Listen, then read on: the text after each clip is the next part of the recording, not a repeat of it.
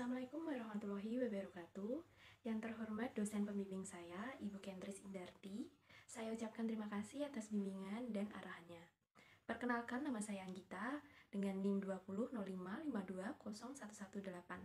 Akan mempresentasikan hasil skripsi saya dengan judul Pengaruh Komite Audit, Karakter dan Kompensasi Eksekutif terhadap Pengindaran Pajak pada perusahaan manufaktur yang terdaftar di Bursa Efek Indonesia periode 2018 sampai dengan 2022. Terdapat 6 subbab bahasan. Dari yang pertama yaitu pendahuluan, yang kedua telaah literatur, metode, hasil dan pembahasan, kesimpulan, dan yang terakhir keterbatasan.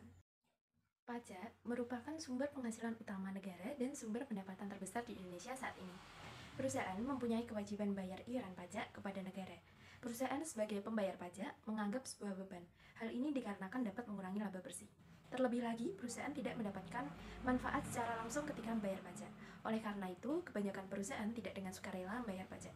Perusahaan membayar pajak karena sifatnya memaksa, dan apabila tidak membayar, maka akan mendapatkan sanksi dan denda yang itu akan merugikan perusahaan.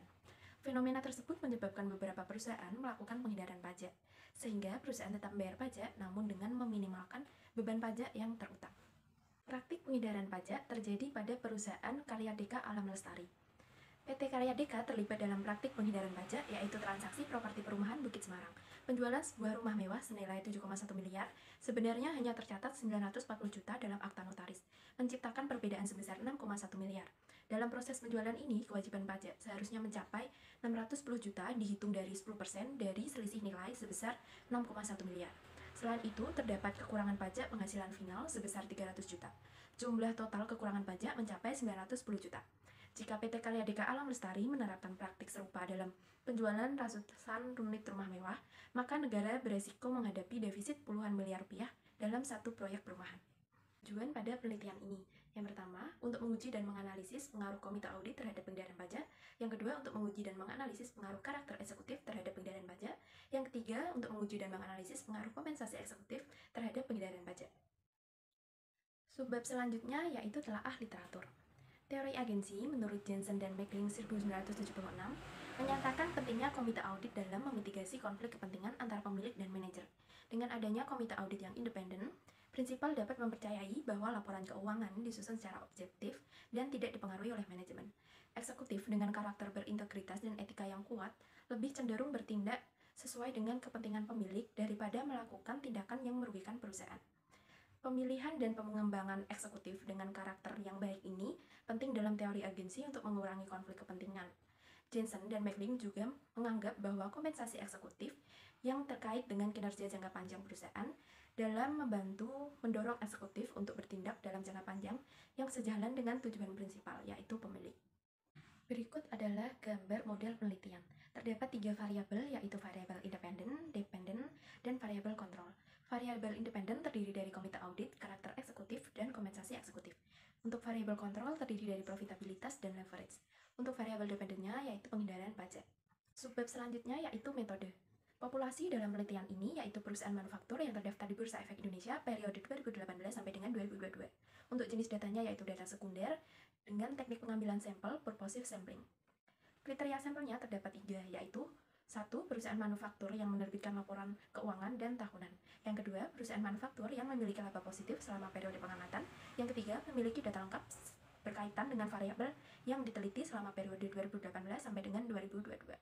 Hasil dan pembahasan. Berikut disajikan tabel hasil uji statistik deskriptif yang terdiri dari minimum, maksimum, rata-rata, standar deviasi, dan sampel yang diperoleh sebanyak 257. Selanjutnya tabel hasil uji asumsi klasik.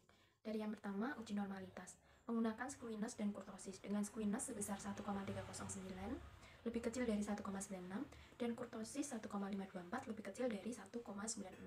Maka diasumsikan normalitas terpenuhi.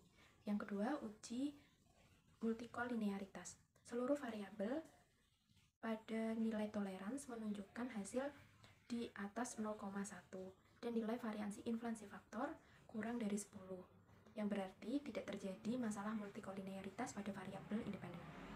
Yang ketiga, uji heteroskedasitas. Pada uji ini, seluruh variabel menunjukkan nilai signifikan lebih besar dari 0,05, yang berarti bahwa tidak terjadi heteroskedasitas dalam model regresi. Dan yang terakhir, uji autokorelasi menggunakan Darwin-Watson. Pada uji ini, DU kurang dari DW kurang dari 4 min DU sebesar 1,8199, kurang dari DW sebesar 1,852, dan kurang dari 4 min DU sebesar 2,1801. Maka disimpulkan tidak terjadi adanya masalah autokorelasi. Selanjutnya, tabel hasil pengujian hipotesis. Variabel komite audit menunjukkan nilai signifikansi sebesar 0,023 atau lebih kecil dari 0,05, yang artinya H1 diterima dan H0 ditolak.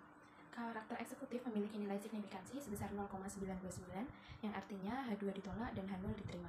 Kompensasi eksekutif memiliki nilai signifikansi sebesar 0,36 atau lebih kecil dari 0,05, yang artinya H3 diterima dan H0 ditolak. Variabel profitabilitas memiliki nilai signifikansi sebesar 0,131 atau lebih besar dari 0,05, yang berarti variabel profitabilitas tidak memiliki pengaruh terhadap penghindaran pajak. Selanjutnya, variabel leverage memiliki nilai signifikansi sebesar 0,00 atau lebih kecil dari 0,05. Hal ini berarti variabel leverage memiliki pengaruh terhadap penghindaran pajak.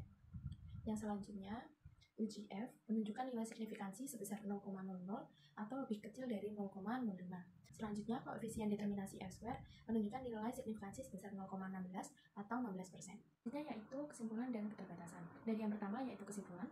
Berdasarkan hasil analisis, disimpulkan bahwa komite audit berpengaruh negatif terhadap penghindaran pajak, karakter eksekutif tidak berpengaruh dengan penghindaran pajak, kompensasi eksekutif berpengaruh positif terhadap penghindaran pajak, variabel kontrol profitabilitas tidak berpengaruh terhadap penghindaran pajak, dan variabel leverage berpengaruh positif terhadap penghindaran pajak.